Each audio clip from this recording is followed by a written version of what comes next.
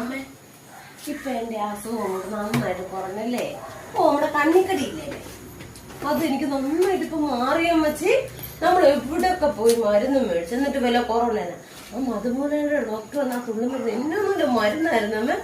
നന്നായിട്ട് കുറഞ്ഞിട്ട്. ആ ശരിയാ മോനെ, നന്നായിട്ട് കുറഞ്ഞിട്ടുണ്ട് കേട്ടോ. ഉള്ള കാര്യം പറയണമല്ലോ മോനെ. എടാ ആ ചേയുടെ വീട്ടിലെ പുതിയ ഫ്രിഡ്ജ് മേടിച്ചെന്ന്, ഡബിൾ ഡോർ ആണ്. ഞാൻ പോയി കണ്ടില്ല, പക്ഷെ എല്ലാവരും പറഞ്ഞു നല്ല ഫ്രിഡ്ജ്, അതൊന്ന് പോയി കാണണം, വലിയ മുട്ട ഫ്രിഡ്ജാണെന്ന്. കണ്ണ് കടിക്കുന്നത് എന്നെ പറ്റി.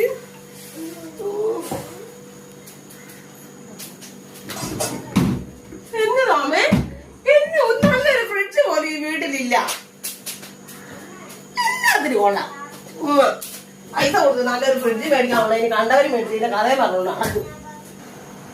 എടി മോനെ മോനെ എന്നാടാ ഇത് ഇച്ചിരി കണ്ണിലോട്ടൊന്ന് ഒഴിച്ചേ കേട്ടോ. മോന്റെ ആ കണ്ണിക്കടി മാറി എന്നല്ലേ പറഞ്ഞേ?